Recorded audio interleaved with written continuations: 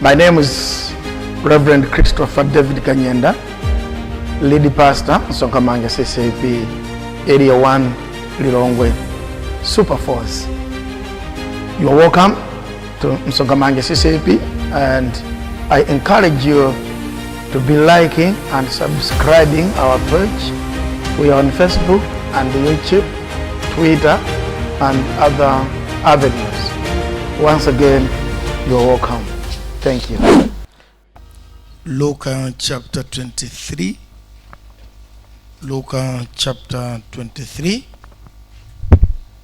Samba 95. Chipangano chatsopano.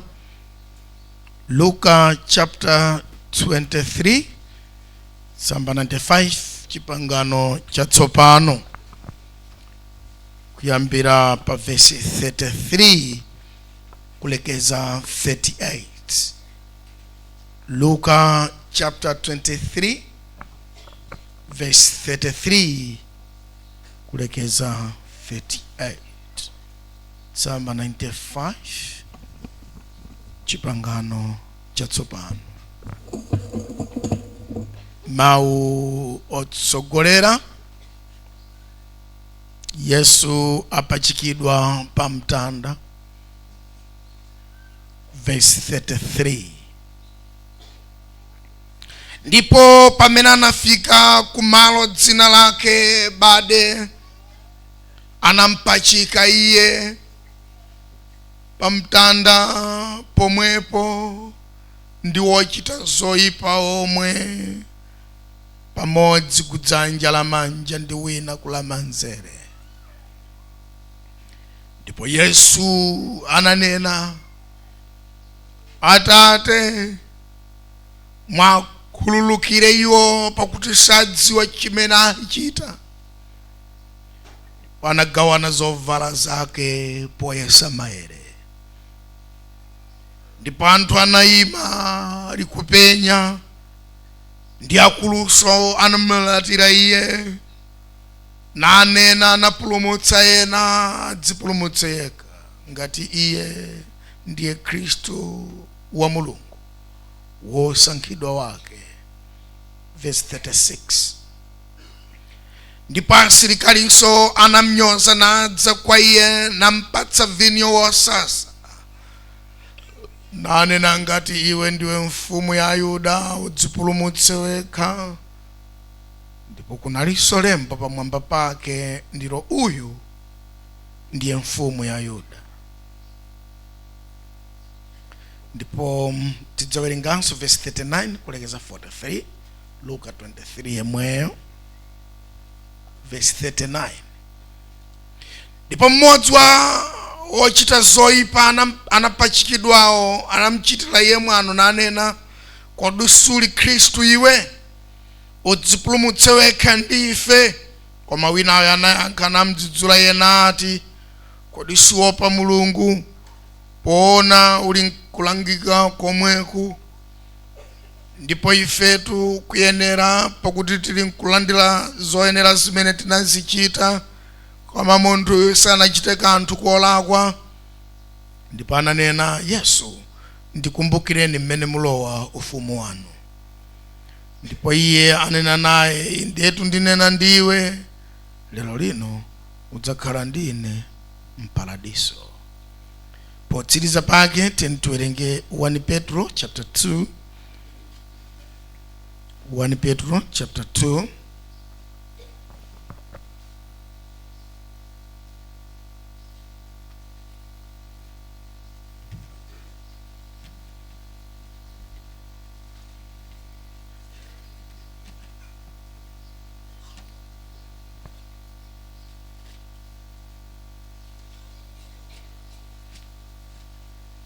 Tidzawerenga verse 18 kulekeza 25. 1 Petro chapter 2 verse 18 kulekeza 25. Zoyenera anyamata a Kristo. Anyamata inu gonjerani Ambuye anu ndi kuopa konse, osati bwino ndi aulere okha, komanso aukali. Tsamba 239 chipangano chatsopano 1 Petro chapter 2 verse 18. Bwerezaso anyamata inu gonjerani ambuye anu ndikuopa konse osatabu ino ndaulere okha komanso aukali, pakuti ichi ndi chisomo ngati munthu chifukwa cha chikumbo mtima pa Mulungu alola zachisoni pakumva zowawa osaziyenera. Pakuti mbiri yokoma yanji mukalipira pochimwa ndi kubwanyulidwapo, koma tungati pochita zabwino ndi kumvako zowawa mumapirira, kumeneko ndiko chisomo cha Mulungu. Pakuti kudzachitika ichi mwayitanidwa, pakuti Yesu Kristu anamva zowawa m'malo mwanu, nakusiyirani chitsanzo kuti mukalondole mapazi ake. Verse 22.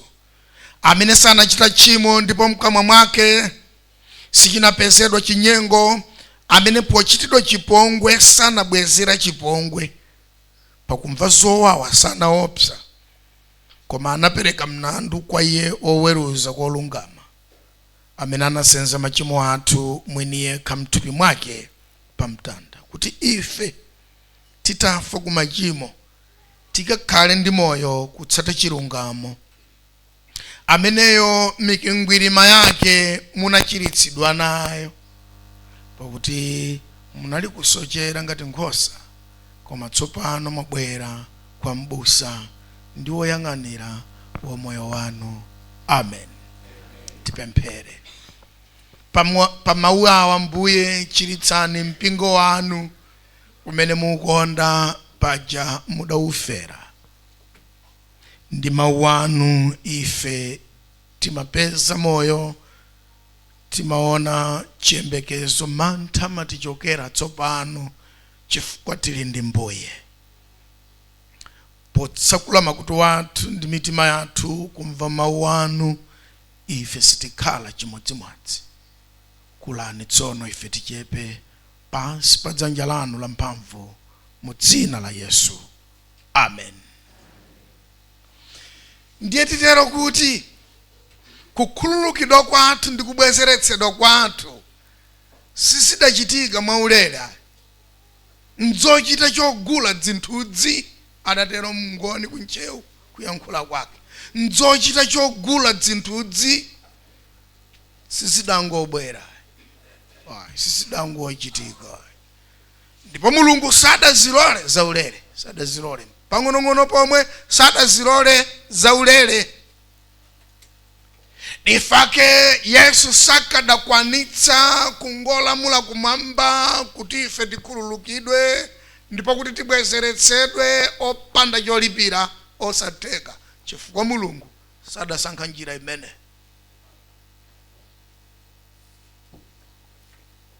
Koma pomwepo adavomera zowawa, nanyamula mtanda, nakwera pa phiri pa Gologota, kuti pamenepo tsono akakhoze kupemphera pemphero la kukhululukidwa kwathu ndi kubwezeretsedwa kwathu, kuti mtandawo tsono ukhale yankho la kukhululukidwa kwathu ndi kubwezeretsedwa kwathu, osati mpaka mwapoka, koma ndi mtanda. Auze nazano kuti ndi mtanda. Zowawa za Ambuye Yesu ndi yankho la pemphero la kukhululukidwa kwathu ndi kubwezeretsedwa kwathu. Ndipo mtandawo pawokha ndiwo mayankho, popeza Mulungu sadafune kuyankha ndi pakamwa, koma adapanda mwana wake, namkankhira pa mtengo mwana wake, nalola kumkhoma kuti pemphero la kukhululukidwa kwathu ndi kubwezeretsedwa kwathu liyankhidwe. Ndipo popanda mtanda ndi kusauka kwa Ambuye Yesu kulibe chikhululukiro kapena kubwezeretsedwa. Nifake mtandawu uli associated ndi anthu ochita zoyipa komanso anthu olamulira, mukoso kuona mmene zinalembedwera koyambirira kumene tawerenga ku Luka chapter 23 kuti pamene adapita naye pa Gologota pa phiri, malo otchedwa bade, pakumpereka iye ndi kumkweza pa mtengo, onani pamodzi ndi ochita zoyipa, wina kumanzere wina kumadzanja. Chifukwa mtandawo suli kufanana ndi mitanda ina imene anthu amaponyedwa apo ndi zolakwa zawo, ndi mtanda wa anthu wena. Ndipo pachikidwayi popeza ngolungama iyeyi ali kupachikidwa chifukwa cha iwowo, wina kumanzere wina kumadzanja. Anthu awiri amene adapezeka pa mtanda, wina kumanzere wina kumadzanja, oyipa okhaokha, ma criminals, amene aja ndiye ma representatives athu, nthumwi zathu ndi zimene zija, kuyimira oyipa, kuyimira oyipa. Ndipo Yesu adayikidwa pamodzi ndi oyipawo pamwamba pa phiri pa Gologota, chifukwa iye ali nkuthekera kwakuti akhoza kuchititsa oyipa kuti akhululukidwe komanso kubwezeretsedwa. Simuyitana munthu amene alibe kuthekera kuti akhoza kusintha zinthu. Sipankafunika munthu wina pamene paja kutchalichi kwathu.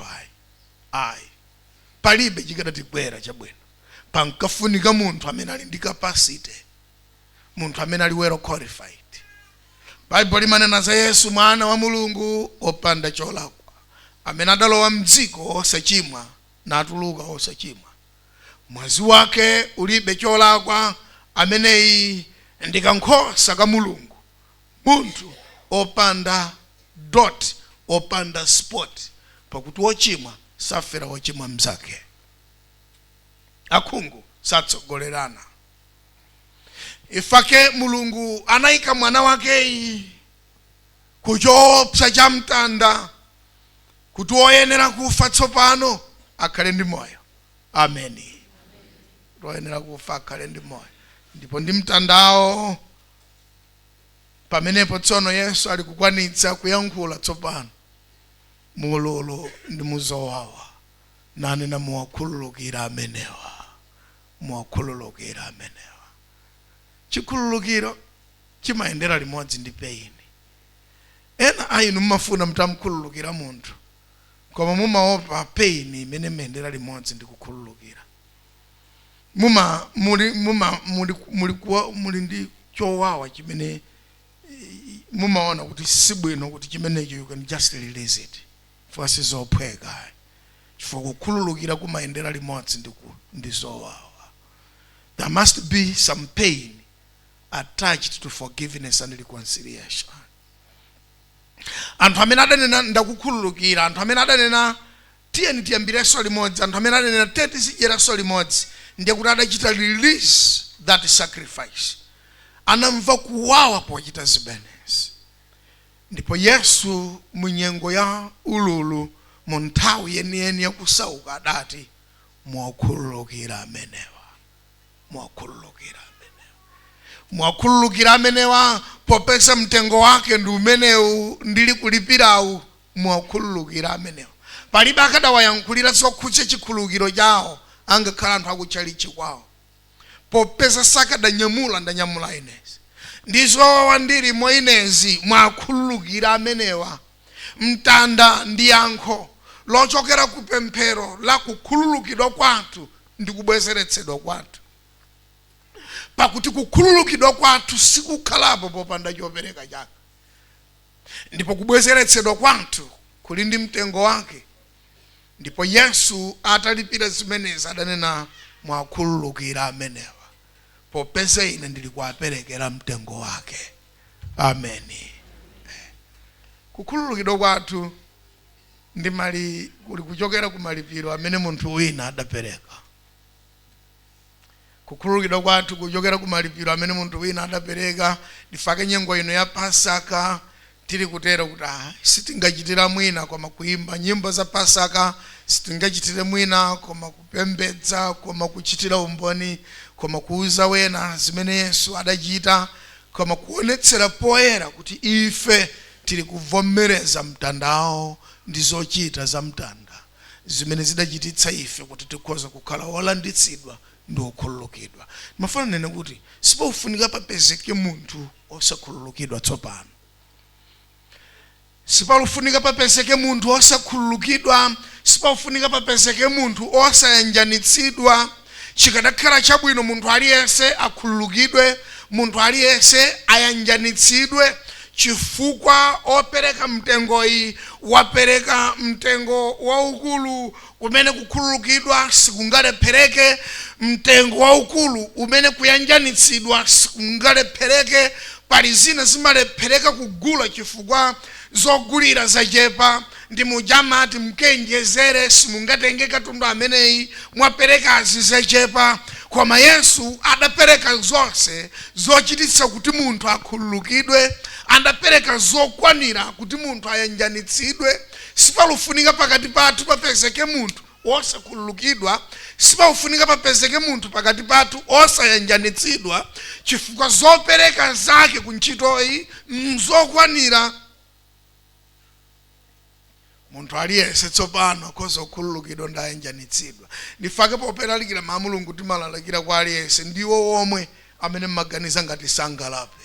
Angakhala amene inu mudatsekera kale kunja, mudaweruza nokha nkwaonawa zisamawayenere zabwino, olungama ndife awangofoka ngochimwa, koma mwazi wa Yesu ngolemera kufikira kwa amenewo kuti nawonso akhoza kukhululukidwa ndi kuyanjanitsidwa. Amen. Tsiku lina mpaka na Yesu monyadira aziti, nkhosa zanga sizomwezi. Yohane chapter 10. Ndili nazonso zina sizili mkholamu. Kunena kwina Yesu amafuna nene kuti ndili ndi capacity ya kugulira chakudya na nyumba muno, ndikwagulira sonse ali kunjako sewo nkukayitana kuti aje, ndili ndi chuma chokwanira. Yesu akuti nkhosa zanga sizomwezi, ndili ndi nkhosa zina zili kunja nazonso ndidzazitana. M'maso mwanu munthu aliyense muzimuona from the eyes of salvation. Mukamuona munthu muzimuona kuti uyu zikhozotheka munthu uyu kukhala wopulumutsidwa, chifukwa mwazi wake ngokwanira. Musamayike wanthu pa mzere ndikwatsiriza kuti awa zidawavuta, awa chabwino singawachitikire. Ndi zimene amachitira alembi ndi afarisi. Fanda anthu amene adalibe capacity yoti akhoza kusintha zinthu za munthu. Ifaka nkadziwa oyenera kumpatula, ndi oyenera kumuona kuti sauyenera, ndi kumadzimva iwo kuti ndiwo oyenera ku zinthu zabwino ndi za Mulungu. Ndi kuyesa kuteteza zinthu za Mulunguzo kuti awa ndi oyipa, awa ndi ochimwa, asamapezeke ku zinthu izi. Popeza ndi anthu amene adalibe chimene chikhoza kusintha munthu. Koma Yesu ali ndi zonse zosinthira anthu. Ifake sankaopa kukadya ndi amisonkho, kukhalira limodzi ndi ochimwa, kusambitsidwa mapazi ndi mahule, chifukwa nkadziwa ali nkuthekera kwa musintha munthu amene ndi hule kumsandutsa munthu wa uthenga wabwino. Ndipo pa mtanda akuti mwakhululukire wasawo, mwakhululukire wasawo. Muone zimene ziyankhulira zokhudza pa mtanda. Akuti akulu adamlalatira iye. Ayankhula magawo asawo anthu. Asilikali ku Balakisi adamchitira zoyipa iye. Gagulu konse musayiwale pajampereka ndi achibale komanso amumpingo. Ndi kuti magulu onse awanthu ndokhudzidwa ndi kuperekedwa kwa Mbuye Yesu.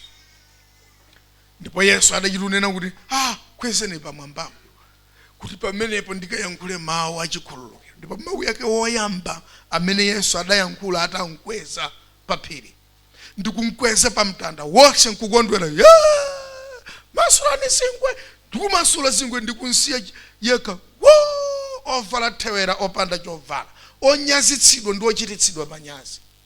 Pamene anthu wonse adamuona wodutsa mnjira ndi wena onse, chamanyazi chidachitika ku Yerusalemu. Pamene zidakwanira ndikumwetsa vinyo sasa, ndikunena kodi zimafika yapa.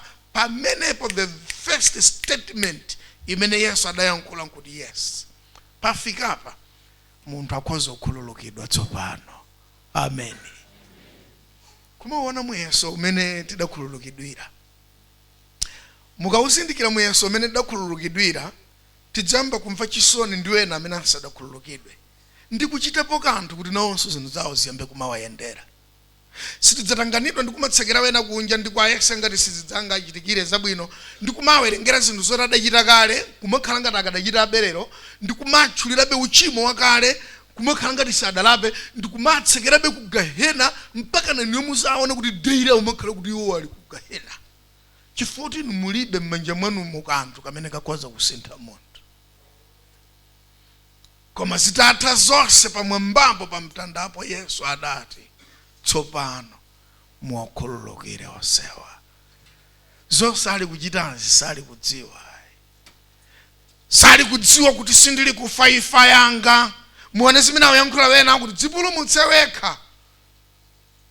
No, ndi anthu aja amene m'moyo mwawo mumakhala za iwo basi. Ndi awumuza Yesu kuti udzipulumutse wekha.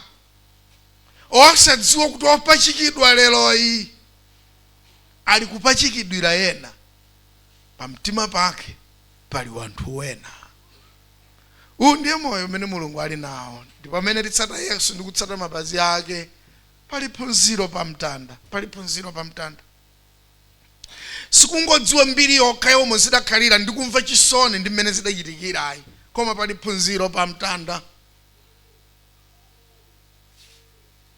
Ndipo phunziro lina mamaphunziro akuluakulu apamtanda ndiwo moyo oyika pamtima anthu wena osati mimba yako yokha kapena tsogolo lako lokha. Efake Yesu anayika tsogolo lake pa riski kuyika tsogolo lake pa mpeni chifukwa cha wanthu wena na aulula pomwepo kuti oyenera kuwakhululukira amenewo osa akhululukire. Ndili kufa chifukwa cha iwo. Mfano nene moyo uno ngati munthu wina sangaike moyo wake pachiswe anthu omuzungulira adzakhala akapolo. Ena inu zikuyenderani chifukwa cha anthu ena amene adayika moyo wawo pachiswe adadzichita riski lifake mulipo. Ndikupatsani zitsanzo. Pamfuma phunzira kanthu pamawu osanenanena mbiri yokha Yesu adafa adatele kuombera na manja kumatuluka ayi pali zinthu zikuzikulu. Ena adatenga ujembere musanduka munthu ngati mmene mulilimo anatenga risk. Munthu akamayenda azidziwa kuti ndi risk ya munthu wina ndi chimene munthu wina adachita adayika moyo wake pachiswe fake mulipo mazidziwa zimenezi. Osangurayi nimenga munthu onenamo katundu pansa ndibe masera patseni makapusikisa amadzi ndi mamosewo kamadzi nkamodzi sima mbale ziwiri ndi matsiriza monga muonenamo sapato mmachita kukhometsa yakubata siro pazini nalikulu zibe nchitiri yonse mpaka namutadziwa kuti munthu wina adadzichita riski muzooneka muonekera adayika moyo wake pachiswe chisomo kuti alipo muzangulemekeza Mulungu. Ena adatsamira dzanja chifukwa choyika moyo wawo pachiswe. Kulibe munthu amaona mamasulidwe a moyo popanda wina kuyika moyo wake pachiswe. Yesu akuti muwakhululukira amenewa sindili kufa imfa yanga ndili kufa chifukwa cha iwowa. Munthu aliyense amene pamtima pake palibe wanthu wena, munthu aliyense amene m'masomo ake mulibe wanthu wena sakhoza kutsata mapazi a Yesu. Anthu amene pamtima pawo pamapezeka iwomwewo kuti mutenge kamera mwajambule mukapeza kuti pali iwomwewo basi pamtima pawo. Mpita nawo kulabu mukawayese mukapeza kuti pali iwowo basi za munthu wina ayi. Mwangudzo kuti muyanchokera kwa yomwe basi wanchokera ulaliko omwe usintha zovala kugula kwa izu kugula kwa za chaka chino kugula kwa za ujene za mapemphero dziko lapasi basi. Koma osati kuti ati chanchene chokhudza mapazi a Yesu ayi. Chifukwa kutsata mapazi a Ambuye Yesu zikulula kuti kodi iyi ntchito ya pamtandayi ngakhale kuti niyo simungapite pamtanda ukafa mulochita ponji. So pamene tutuluka muno Ambuye Yesu akutichita charge with a responsibility kuti pamene iye adapemphera pemphero la kukhululukidwa kwathu ndi kuyanjanitsidwa kwathu anapereka moyo. Ndipo Mulungu adaona moyo ngati yankho kuti pamenepo ife tikhale odala. Amen. Kudala kwathu kukuchokera chifukwa cha munthu amene adayika moyo wake pachiswe kuti anthu wena aone poponda. funso langa nkuti muli kuchitapo chiyani? Tili ndi anthu amene amalekerera wana obereka okha, wana obereka yekha. Kugula kanyenya kudya udzalowa udzagona, upita pa restaurant ukadya simu udzagona, wana obereka yekha. Munganene kuti mulutsata phazi la ndani? Pakuti munthu wina adatera kuti ife sidamuone munthu ngati uyu. Yohane chapter 15. Tisadamuone munthu ngati uyu, tisadachione chikondi chotere, kuti munthu akhoza kutaya moyo wake chifukwa cha ndani? Cha bwezi. Ameni. Ndipo zina tikanika ifezi susu chirufunika suti titaye moyo ayi. Zabwino bwino ukanika, zabwino bwino tu ukanika. Kukumana ndi nkhalamba panjira yuruguruguluzika nkatundu kwanguira ndira inu yongati mnyamata nunyamula katundu yo kukayisira ku depot inosachita mpaka niguguluzika yokha mpaka nukafika ku depot. Umadzafa makolasi kuno muli mutsata mapazi ya Yesu. Antundu mapazi ya Yesu yakeyoti anyamarena napeza ine gali moto pena ere kuchita ujene nkuta nthandizana ukankha ya luza tachi. Unjoka rupano pomfika apa gali moto yalira ndona ubwera pa window pa akuti landire madala kuti asi ndikupatsane kanthu. Banji akuti gali moto takankhayo nkuti aya. Pomwepa yalira pomwepa imene ya ulele. Iyi ndi ya ulele isi ndikupatsane pirana kuoneni mulungu musiphunzira kuchita kwa save anthu ena osalandira kanthu. Tamaphunzirani kuthandiza wanthu, tamayikani wanthu pa mtima panu nthawi zina. Musamadze nguika ponoka chifukwa imene amachita mulungu ngati muyika wanthu pa mtima panu ni muje mulungu amabwera kudzakuthandizani. Sipanapite nthawi Bible limati pomwepo mukayiwerenga nkhani mukakatha pomwepo mulungu paja ndi mzimu woyera kumwamba kwawo adayimirira nkunena kuti no, enough is enough. Sitingamsiye yekha munthu amene ali kuchita ntchito yonse. Fada ne ulimondisira njinanga ndi moje dzuwa lidazima, mdima udagwa, padanjenjemera pa dziko, chisalo cha mkachisi chidang'ambika. Adapereka mzimu wake, adalowa m'manda, adauka kwa kufa. Yesu anatenga mphamvu zonse. Lero ali ndi makiya kumwamba ndi dziko, bondo lilonse lipinde pakamwa paliponse pavomereze kuti Yesu ndi Ambuye. Ngati ife lero zinthu zikutiyendera bwino ndifo cha munthu wina amene adayika moyo wake pa chiswe. Ndi gawo lanji muluchitapo chifukwa cha munthu wina? Ndi gawo lanji muluchitapo chifukwa cha munthu wina? Ngati isi khala nyengo yakuyang'ana munthu wina, pa mtima panu pakhala munthu wina, ngati sikhala nthawi yotero simuli kutsata mapazi ya Yesu. Mungu omwimbira nyimbo zake nkungomudyera mngonero wake, ndikungomuchitira procession yake, koma muludzimwera nokha, muludzidyera nokha. Yesu anafa chifukwa cha anthu ena kuti iyeyo asanduke yankho la mapemphero, akukhululukidwa kwathu ndi kubwezeretsedwa kwathu. Amen. Thank you so much for liking, subscribing, and thank you so much for being part of Msonkhamanja Ccap. Thank you so much for watching. Keep watching, keep liking, keep subscribing our page. You are blessed. Thank you.